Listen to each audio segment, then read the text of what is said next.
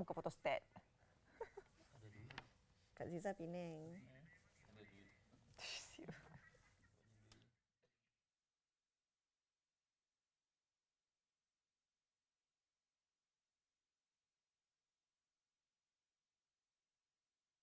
Alamak.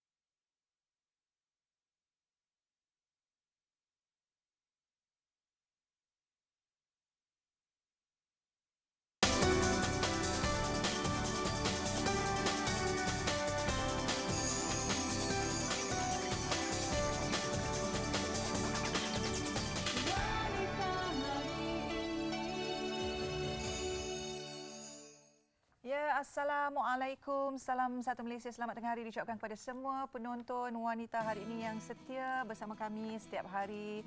Ya, terima kasih kerana memilih untuk bersama kami tengah hari ini. Dan hari ini pertama kali sebenarnya saya digandingkan bersama dengan Rina dan saya sebenarnya terpaksa menggantikan teman pengacara seorang lagi iaitu Teh Syuhaida yang kabarnya sakit mata.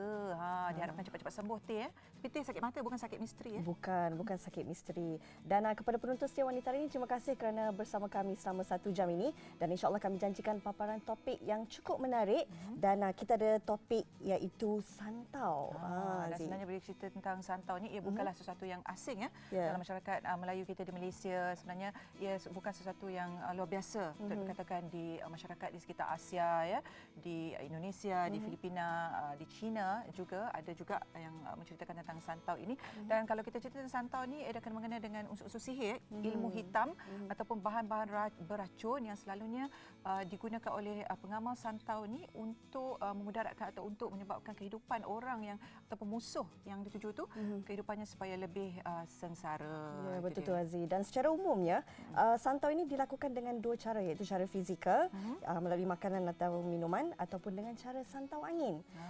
Untuk mengetahui lebih lanjut mengenai santau ini, apakah faktor yang mendorong manusia melakukan santau, bagaimana untuk merawatnya, semua ini akan kita kongsikan bersama dengan tetamu kita di studio. Ya, eloklah kita perkenalkan tamu-tamu kita pada hari ini. Di sebelah kanan saya, Ustaz Suhaimi, pengamal perubatan tradisional daripada Darul Ruqyah. Terima kasih kerana bersama kami lagi hari ini, Ustaz. Dan juga di ujung sana, kita ada sebenarnya ada 3 orang mangsa yang akan menceritakan pengalaman mereka pernah di santau. Di ujung sana kita ada Encik Norizan Man. Ya, saya. Apa khabar? Selamat datang. Alhamdulillah. Assalamualaikum. Dan di sebelah sana, Rina? Dan di sebelah saya ini Puan Nurul Atika Abdullah, juga seorang mangsa perbuatan santau. Selamat datang. Dan di hujung sekali Puan Hazlinda, juga mangsa santau ya. Terima kasih kerana bersama kami hari ini. Dan sebelum kita mulakan perbincangan pada hari ini, mungkin kepada mereka yang ingin bertanyakan soalan ataupun mungkin ada pengalaman diri anda di santau dan sebagainya, boleh telefon kami ke talian bebas tol 1800 88 6636. Baiklah. Jadi mungkin kita nak mulakan dengan Ustaz Suhaimi ya. Ustaz, mungkin kita nak tahulah, mungkin Ustaz boleh perjelaskan maksud sebenar santau ni dan apakah jenis-jenisnya. Okay, terima kasih. Assalamualaikum warahmatullahi wabarakatuh dan salam sejahtera. Kalau kita melihat perkataan santau itu sendiri, seperti mana yang disebutkan tadi, semua dah maklum lah. Bila sebut santau aja, semua orang dah tahu apa itu santau. Cuma kita nak lihat daripada segi pengertian ataupun definisi santau itu sendiri. Santau ni sebenarnya gabungan antara ilmu sihir dan juga gabungan di antara bahan-bahan beracun. Jadi hasil daripada gabungan itu dinamakan santau. Sebab itu santau ini biasanya dia terbahagi kepada 2 bahagian lah. Satu santau fizikal yang disebutkan tadi, di mana santau fizikal ini biasa kita lebih memberi nama dengan nama racun. Tetapi racun itu tidak ada kaitan dengan bahan kimia. Itu beza dia.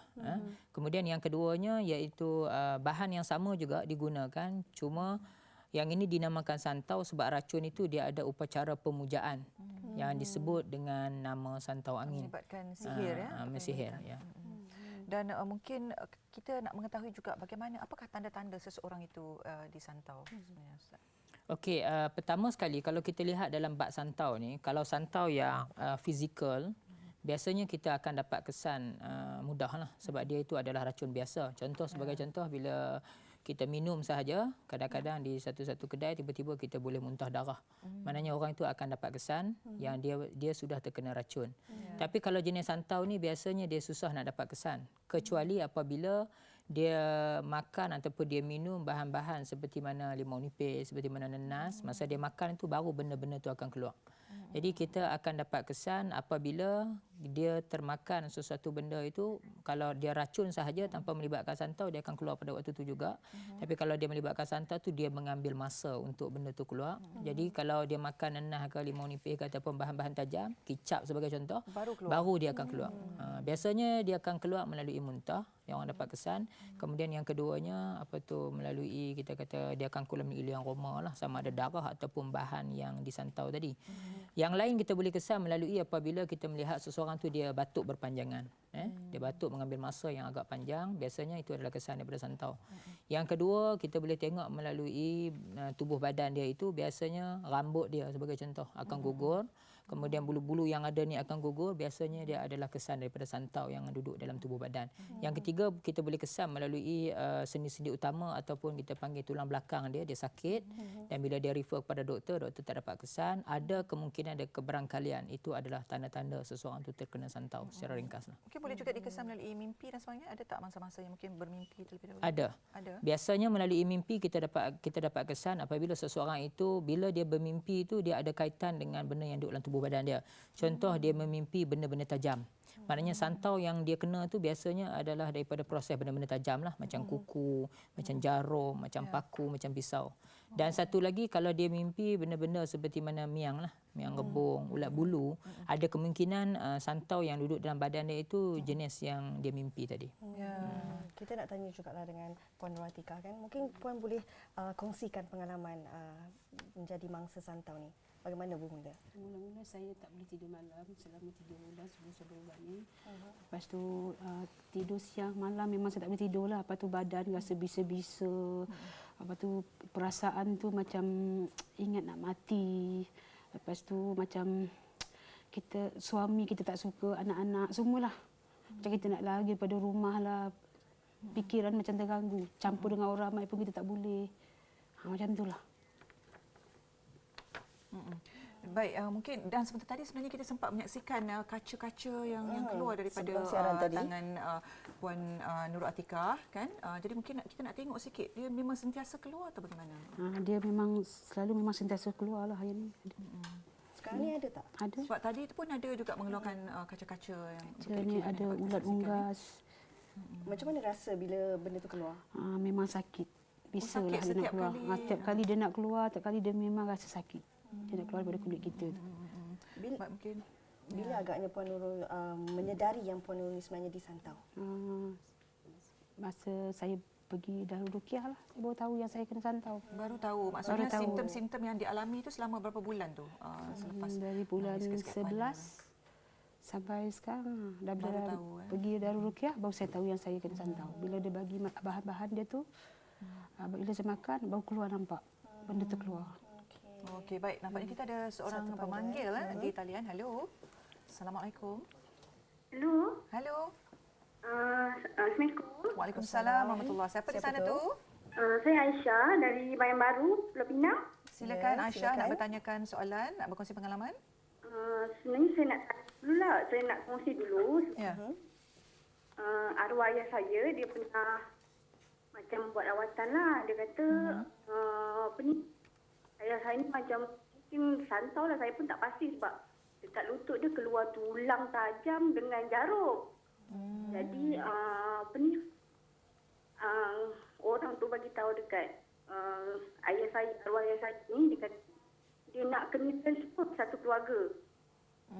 Jadi perlu ke kami yang satu keluarga ni pergi juga buat rawatan juga?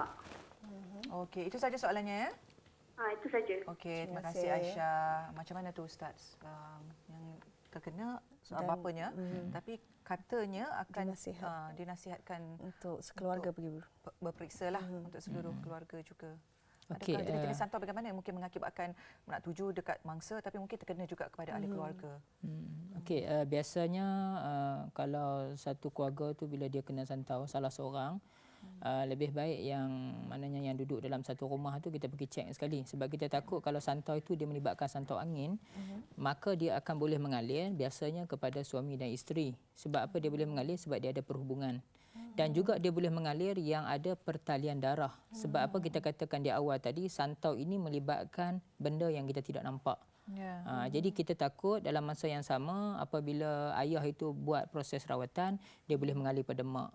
Sebab itu kadang-kadang kita melihat dalam bab santau ataupun dalam bab ilmu hitam ataupun benda-benda halus ini, kenapa bila kita rawat dia susah mendapat kesembuhan sebab benda tu dia mengalir pada tempat lain. Jadi masa mengalir itu kita tak berusaha untuk berubat orang yang kita anggap macam dia sihat. Jadi kalau disarankan untuk berubat, bagi saya kita pergilah.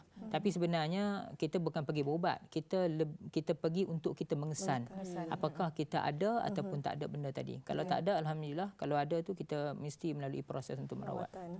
Okey, mungkin Cik Man pula boleh ceritakan pengalaman kena santau ni.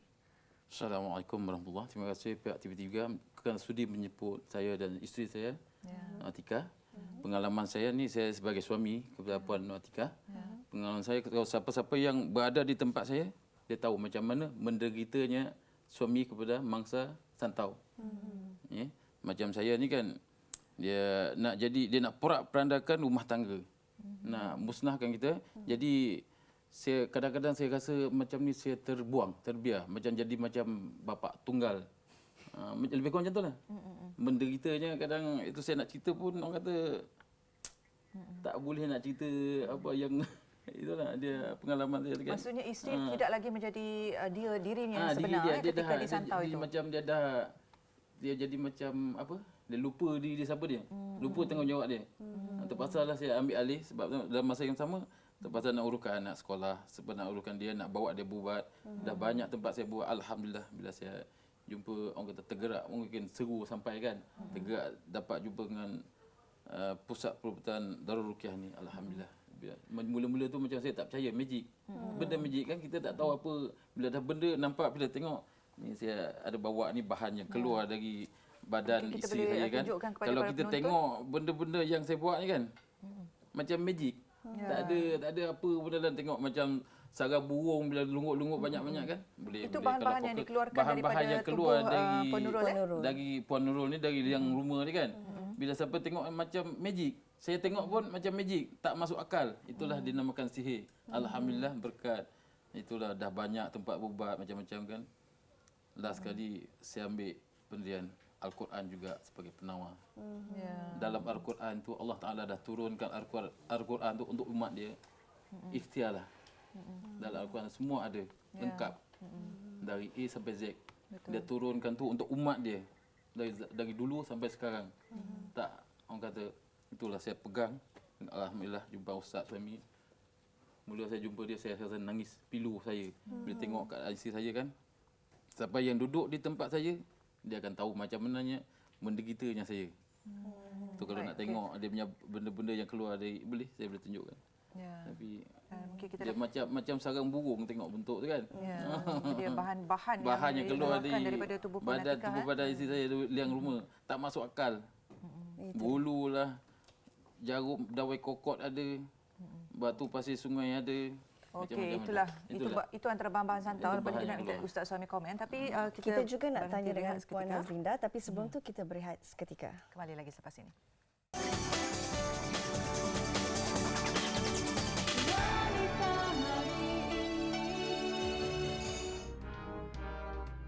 Minggu ini 999 memaparkan sikap rakus nelayan warga asing menangkap hasil laut menggunakan pukat sorong di perairan Perak dan Kedah. 999 difahamkan penggunaan pukat terbabit diharamkan Jabatan Perikanan Malaysia. Namun nelayan Myanmar dan Thailand majoriti disyaki tidak memiliki dokumen perjalanan sah bekerja dengan pemilik bot tempatan dilapor secara berterusan memusnahkan khazanah laut secara terang-terangan.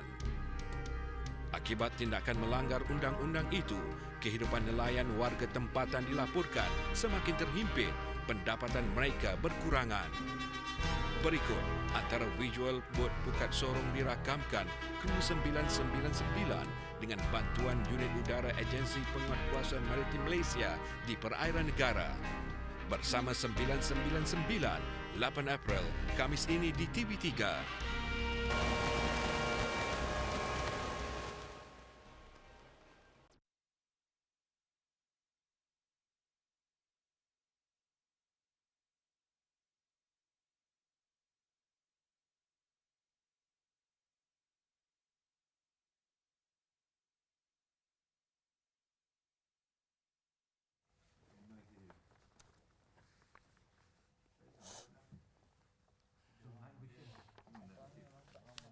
Angin susah sikit nak berubat.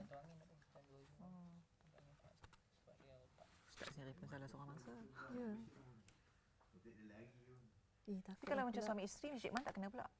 Alhamdulillah tak ada terkena. Saya buang cuma tertempias-tempias tu sebab mungkin ada dia punya Peninding-peninding ni lah. Amalan. Alhamdulillah. cuma saya benda kita dalaman je lah. Yalah, yalah.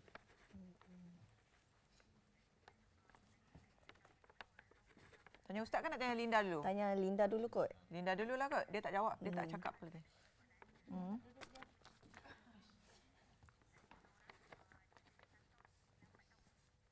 Nampak tahu kan. Macam mana? Tak percaya kan.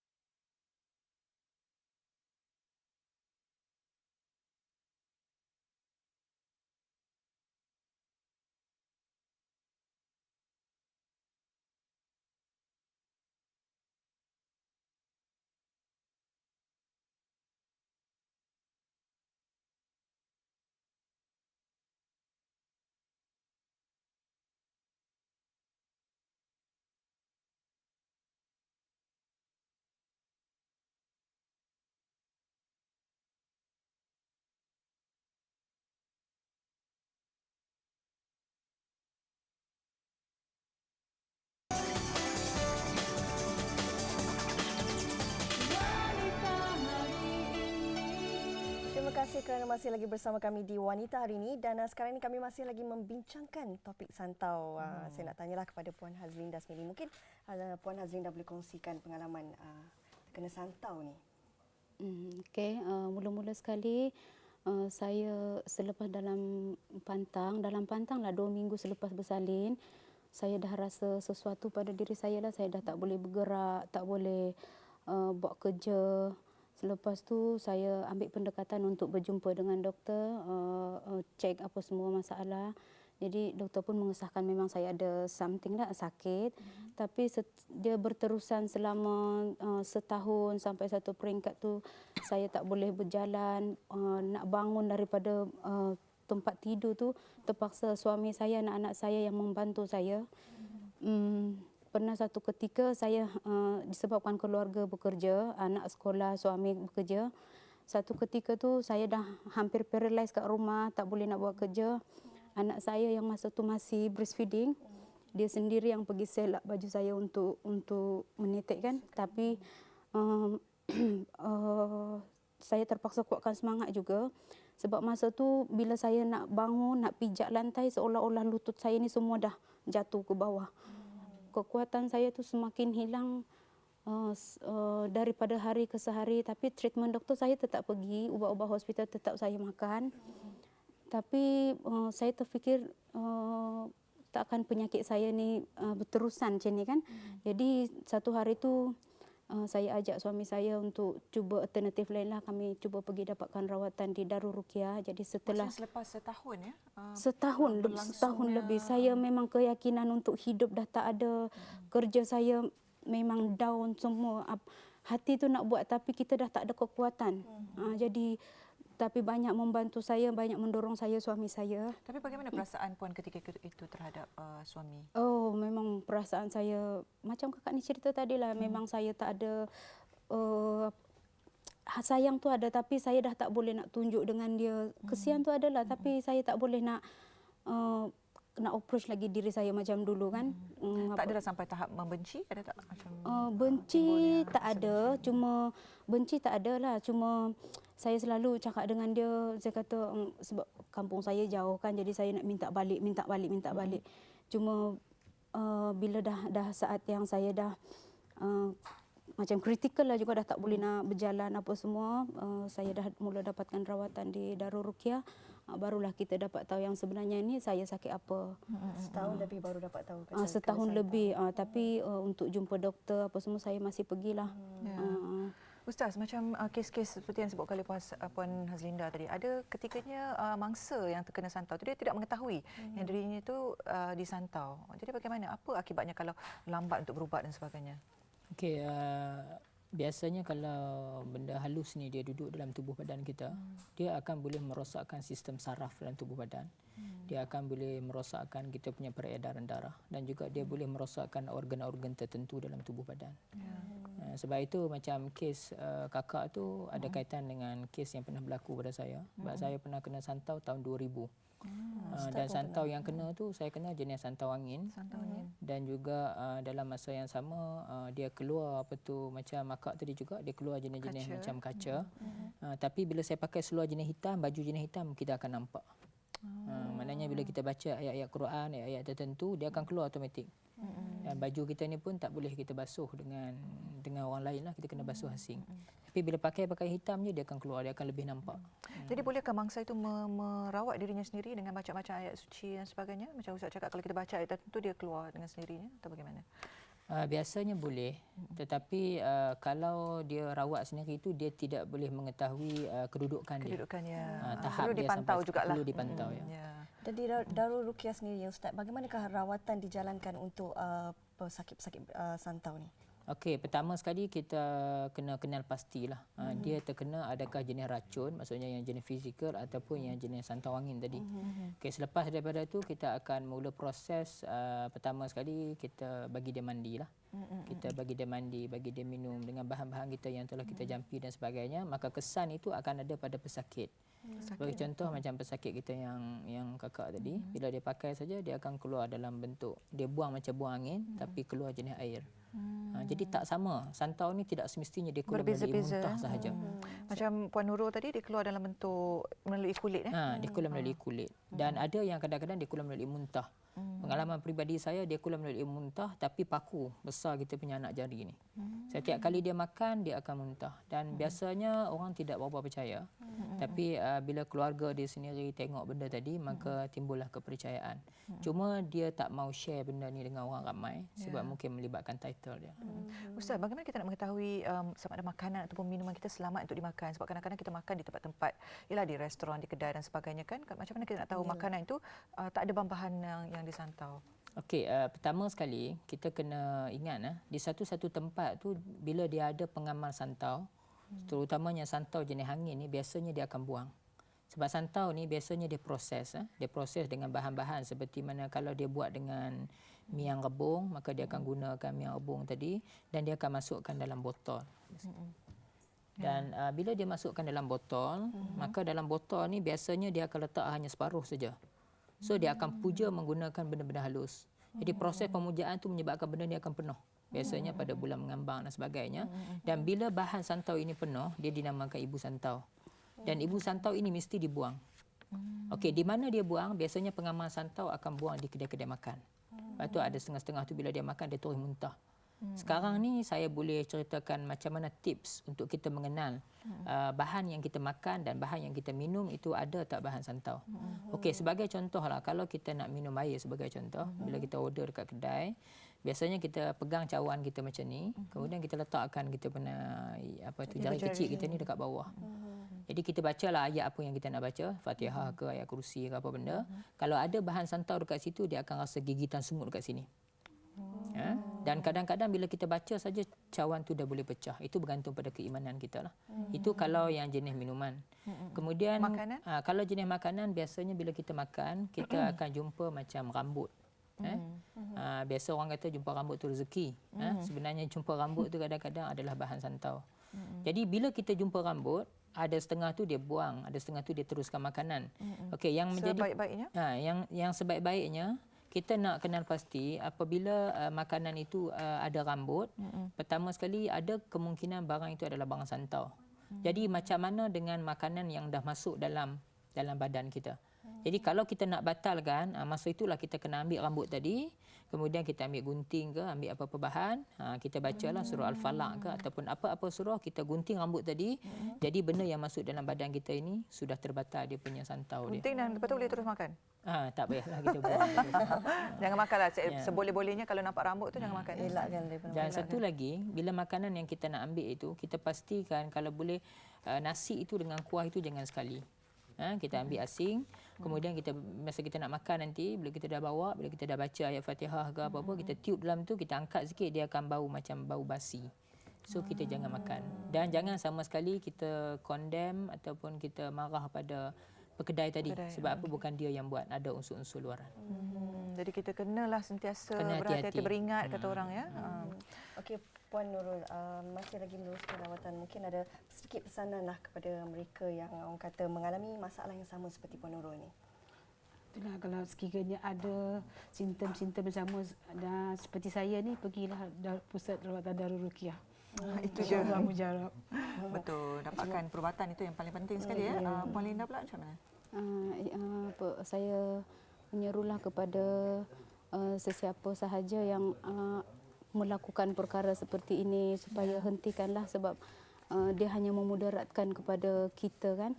Dan sekiranya terdapat simptom-simptom sakit seperti saya, sakit sendi ke apa, kita pergi juga pada doktor dan cuba pula rawatan alternatif yang lain. Itu dia tadi. Baik, dan juga Encik Man mungkin sedikit Bagi saya kan, siapa pada yang suami-suami di sana yang mungkin mempunyai pengalaman yang sama pengalaman yang sama je macam itulah. Tapi saya serulah yang kat luar sana, siapa-siapa yang berhajat nak mencubur diri dalam bidang santau menyantau ni, taubatlah. Tu je, kita ada agama, kita ada pegangan. Tak ke mana. Akan balik semula kepada kita sendiri. InsyaAllah doa dari pesakit Itu dia Akan tadi. balik sendiri kepada pengamal santau tu. Dan sedikit rumusan daripada Ustaz. Silakan. Tentang amalan santau ini ya, kepada pengamalnya, kepada orang yang kita fikir nak menyantau orang lain dan sebagainya. Okey, pertama sekali pada pengamal-pengamal santau ni bertaubat pada Allah Subhanahu Wa Taala dan kita kena ingatlah apa yang kita buat tu pasti akan mendapat balasan dia. Kemudian kepada mangsa-mangsa santau itu supaya mereka dapat berubat menggunakan kaedah yang ditepati oleh agama.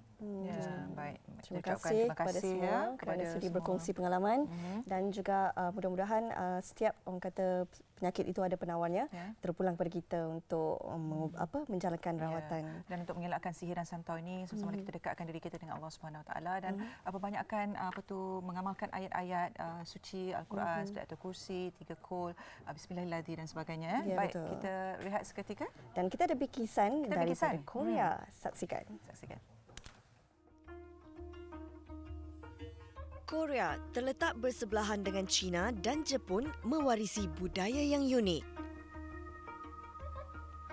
Negara ini keseluruhannya meliputi 3,000 pulau, memiliki 4 musim iaitu musim sejuk, bunga, luruh dan panas.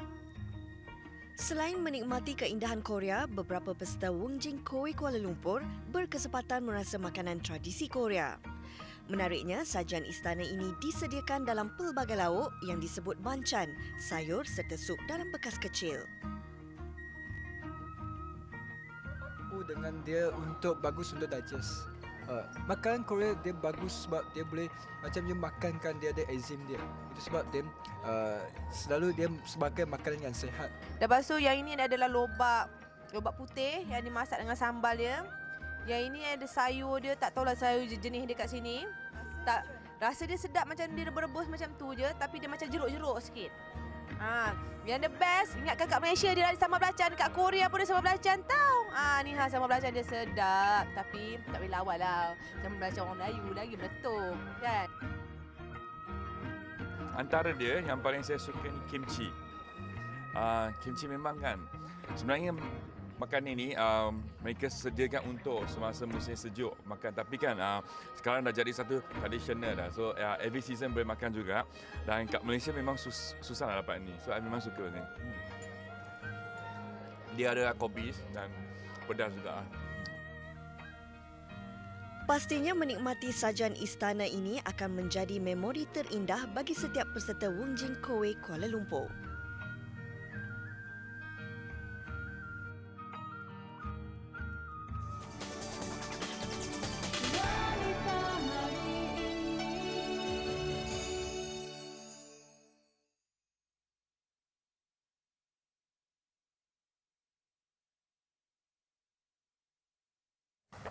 Filem ni ditayangkan esok Sonjol. Tak, 2 hari. 2 hari lagi. Hari Berapa hari bulan? Khamis. 8 bulan. 8 hari bulan. 8 hari bulan. Sedap juga. I'm king. I am king. Sedap. Sebab biasanya kalau kita tengok macam Kenapa tak pakai stiletto merah you? Itulah. Tak ada. Kasut stiletto tu bukan Nisa punya. It's prop. And then the one in the papers that you see, is it? That's not stiletto actually. Itu just kasut yang merah kan. Oh ya ke?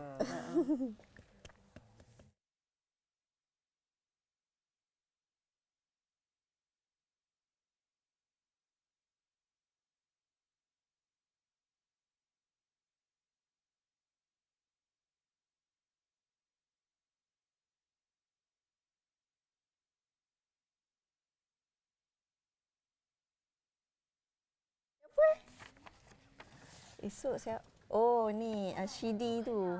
Shidi? Berkahwin pucuk muda? dengan pucuk muda. Orang ni. Ya.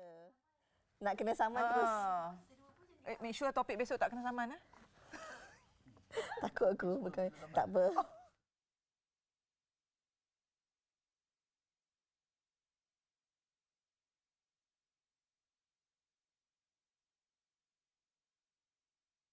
You.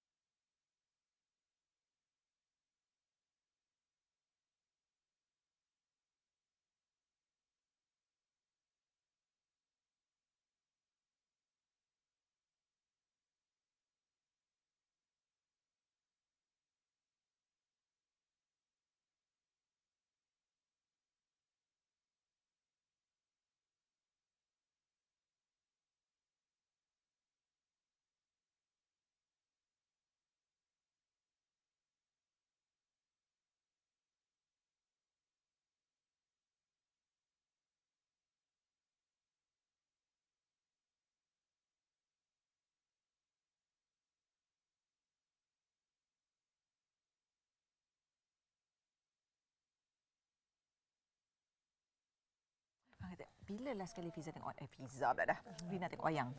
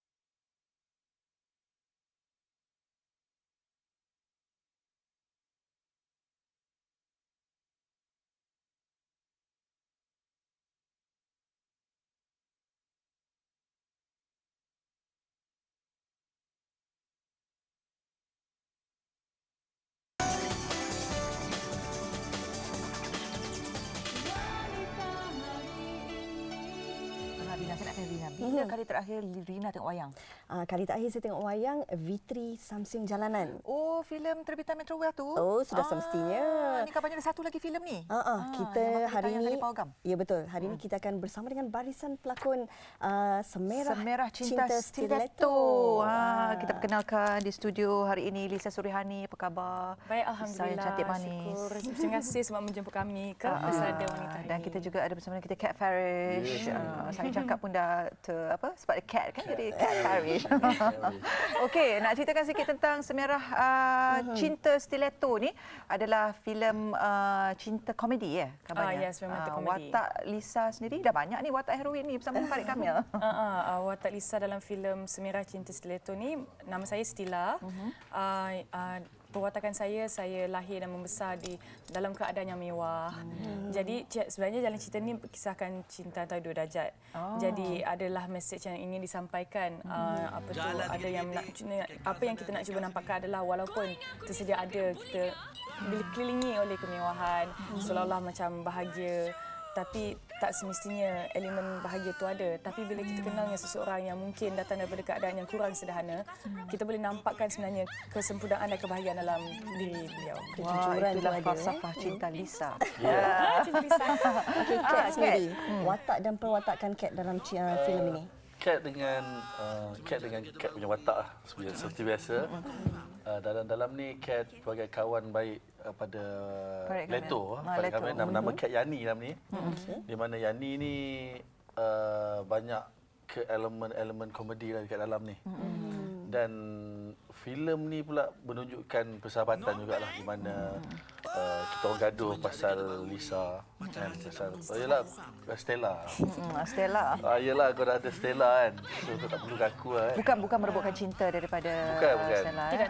Tidak. Cuma berkawan baik dengan dan saya lah punca dia orang bertemu ni. Punca utama dia orang bertemu ni kan. Sebab saya ni selalu berada di dua kawasan untuk mengurat. Bukan dua alam Dua kawasan. Sama ada bus stand dan pasar malam. So Stiletto dia tanya siapa dia ni. So cakap, I kenal. Dia budak bus stand. Okey.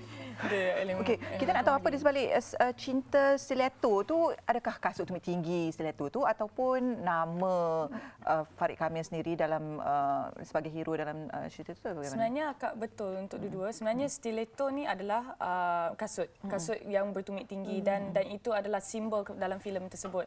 Dan apa yang gimmick yang diletakkan untuk filem ni adalah watak Stila bernama Stila dan watak Farid bernama Leto. Jadi Stila dengan Leto, Stiletto. Bukan dalam tu suka pakai kasut tumit tinggi yang berwarna merah. Simbol tu ada. Ada. Dalam filem tersebut, di mana ibu kepada Stila menyatakan nak bawa dia sebenarnya galakkan Stila untuk pergi dating. Jadi nak pergi dating ni pakailah Stiletto mama. Stiletto mami ni macam it's a beautiful kasut. It's just a symbol in the kasut kan. In the kasut in the movie. Sebenarnya nak kongsi satu benda ni. Cat bukan sahaja berlakon dalam filem tersebut tapi juga membuatkan lagu soundtrack dalam Semerah Cinta Stiletto yang sangat-sangat sedap. Yang dinyanyikan oleh The Fabulous Cat sendiri. Fabulous Cat. Nyanyi sikit? Ha? Nyanyi Saya tak nyanyi lagu tu. The Fabulous Cat yang menyanyi 3 orang. Alah, nyanyilah sikit. Cat ni yo-yo. Lisa boleh nyanyi? Kasih antara kita.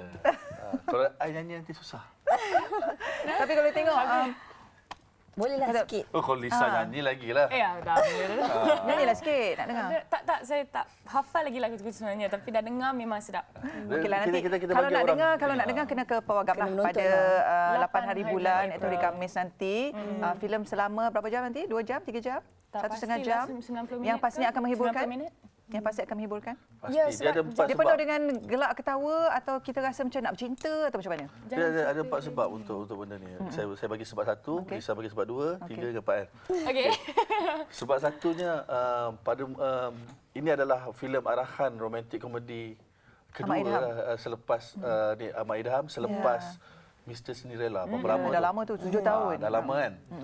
Kedua?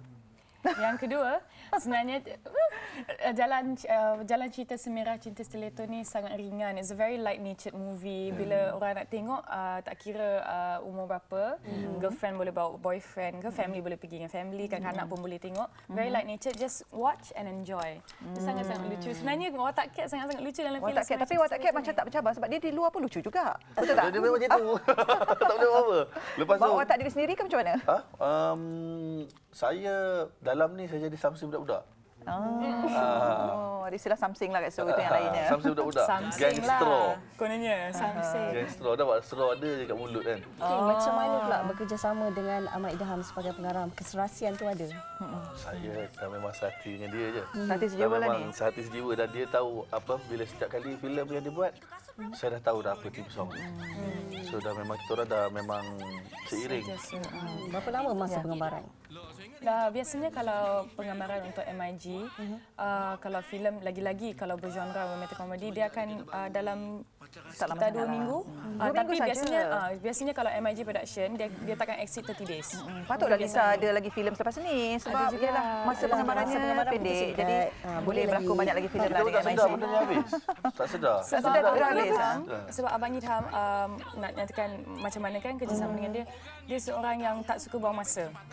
Dia tak suka buang masa, meaning to say bila dia dekat set dia dah tahu dah apa scene yang ada dan untuk scene-scene tersebut dah tahu dah shot-shot dia apa-apa pap dah. Dan tapi misalnya okey kalau dari segi lakonan dia bagi kita kebebasan macam mana kita nak buat. Dan kalau misalnya dia nak lebih ataupun kurang ataupun ada apa-apa yang nak ditegur, dia akan tegur. Kalau tidak, kalau dia dah happy, okey. Ada panduan yang disediakan tapi ada juga kebebasan. Ahmad Idham lepas ni belanja Lisa dia dah puji melambung. Dan kita tengok kalau cakap dari segi keserasian pun macam Lisa dan Farid Kamil pun dah banyak juga filem yang dilakukan watak hero dan heroin bersama kan. Jadi itu mungkin memudahkan lagi atau macam mana? Mungkin atau juga serasi di dalam filem saja, di luar bagaimana? Jeng. Ada Asal awak tak tanya Kat dengan Farid selalu apa? Itu dah lain tu. Itu dah lain Alhamdulillah macam keserasian dalam filem on screen lah ada dan bagi Lisa yang penting adalah pendapat daripada orang luar yang menonton. Kalau mereka nampak keserasian tu alhamdulillah bermakna kita berjayalah untuk wujudkan keserasian tu. Kalau nak menjawab soalan akak off camera ya. Kalau off camera kami yang kawan baik. Serasi sebagai kawan baik. Teman tapi mesra. Teman tapi mesra. Okey, mungkin dia jawab bukan saya. Mungkin sedikitlah harapan untuk filem Semerah Cinta Stiletto ni. Tak lain tak bukan kita harapkan yang kita harapkan supaya orang kata box office lah. Kita harapkan box office lah lebih tinggi dari V3 ya. Lebih tinggi. Dia macam seram aksi. Relax sikit kan bagilah orang macam relax sikit otak. Jadi harapan 7 juta, 10 juta? Kalau biasanya alhamdulillah lah. Alhamdulillah, tapi kalau kebiasaannya lah kalau romantic comedy yang paling tinggi pun catatan dia adalah 2.5. Jadi macam kalau kita dapat dalam sekitar tu dalam situ kira alhamdulillah lah.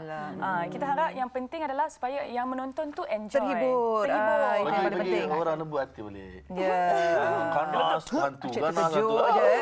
Betul. Okey, kita ucapkan terima kasih kepada Lisa dan juga Kat. Jadi sama-sama kepada penonton di luar sana. Jangan saksikan Semerah Cinta Stiletto hari Khamis bermula. 8 hari bulan April bersama-sama menghiburkan diri anda ya bersama dengan keluarga, teman-teman dan sebagainya. Ya betul dan kembali lagi selepas ini. Kembali lagi.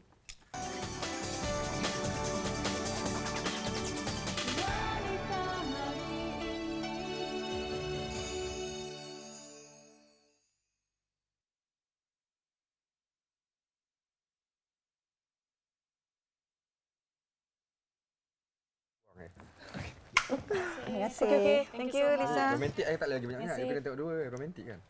Terima kasih, Kak. Terima kasih, Thank you Lisa. so much. Thank you. Okey. Thanks, Kat. Thank you. Okey, bye-bye. Oh, suruh nyanyi tak nak nyanyi? Tak, lagu ni bukan tak boleh nyanyi lagu ni. Susah ke apa? Nangis tengok tu. Ada cerita apa ni?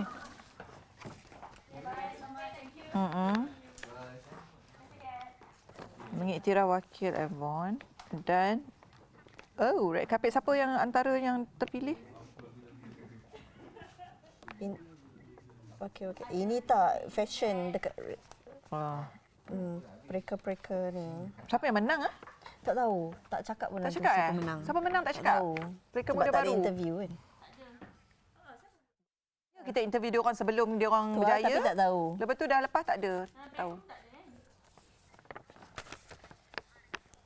No. Oh, no catering. Masam tu dah. No catering. Nanti aku cakap no catering pula.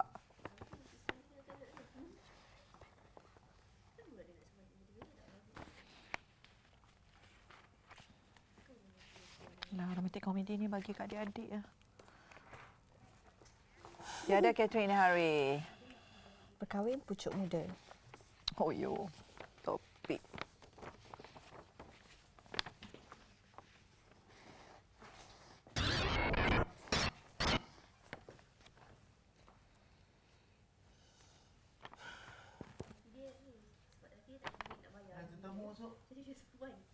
Kau tak habis lagi kan? Kau saja je. Habis tu Tengku Ismadi dia cakap apa? Dia suspend tak? Suspend lah. Dia kalau. Ya Allah, kesian dia.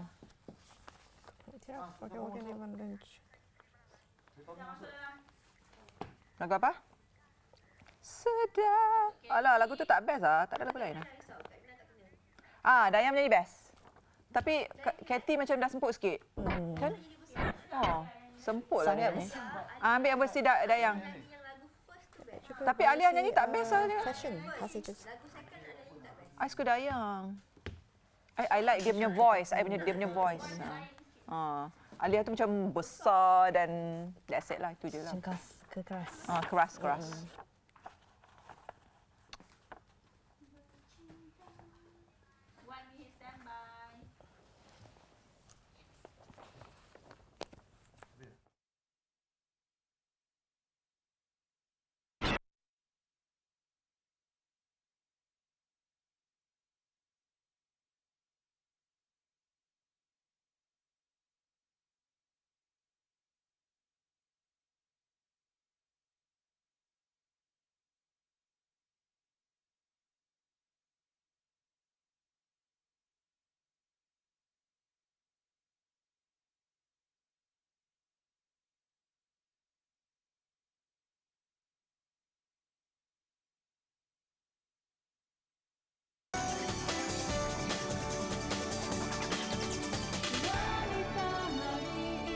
Ya, terima kasih kerana anda masih lagi setia bersama kami di Wanita hari ini dan walaupun kita dah hampir ke penghujungnya tapi kita nak kongsikan bingkisan-bingkisan istimewa kerana baru-baru ini hujung minggu ni ada dua majlis istimewa yang berlangsung.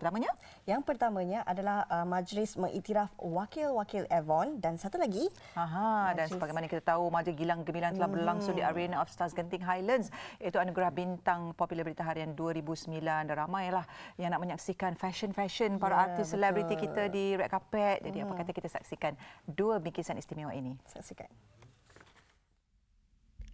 Avon adalah sumber utama peluang pendapatan tambahan terbaik di pasaran hari ini. Baru-baru ini, Avon telah mengiktiraf wakil-wakil terbaik negara dari kumpulan Golden Circle dan SEAL Leadership atas pencapaian cemerlang sepanjang 24 kempen pada tahun 2009. Majlis turut dimeriahkan dengan kehadiran Yang Berhormat Senator Datuk Seri Shahrizad Abdul Jalil. Majlis hari ini memang kita khas adakan sebagai satu sanjungan recognition kepada wakil-wakil Avon, terutamanya yang dikatakan Golden Circle dan Sales Leaders. Memang ini adalah acara tahunan sebelum mereka berlepas pada malam ini ke destinasi yang telah ditujukan. Umpama malam ini kami akan membawa 160 unique directors ke Shanghai dan we'll take the Caribbean cruise ke Tokyo, Korea dan kembali ke Kuala Lumpur. Semoga pengiktirafan ini dapat memberi semangat baru kepada Wakil Avon bagi tahun 2010.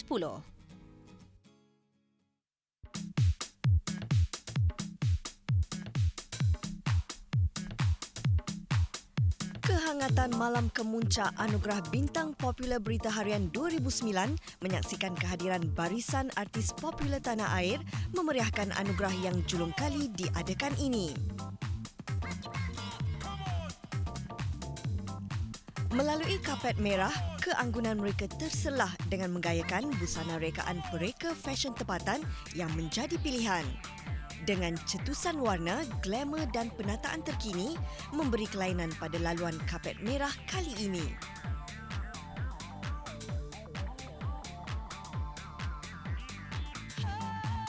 Malah apa yang lebih istimewa lagi, lebih 30 mereka bertanding untuk memperagakan pakaian terbaik rekaan mereka. Dengan adanya anugerah seperti ini, ia menjadi pentas bukan sahaja untuk barisan artis, malah semua mereka yang terlibat dalam bidang seni.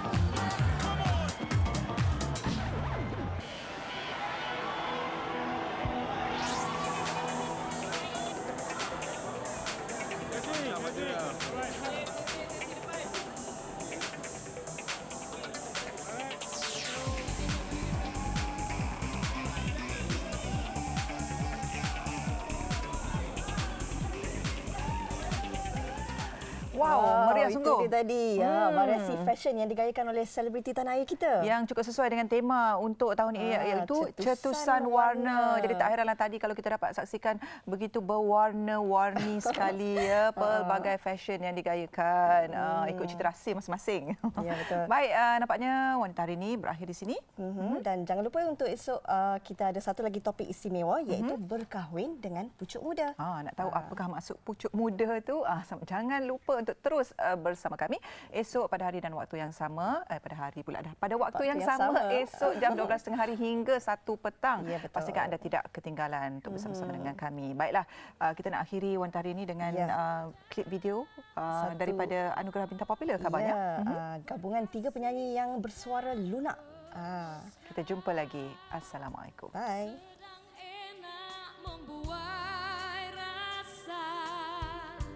Perpisahan tercipta.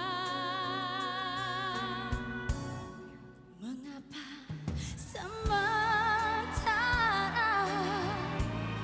cerahnya cinta kita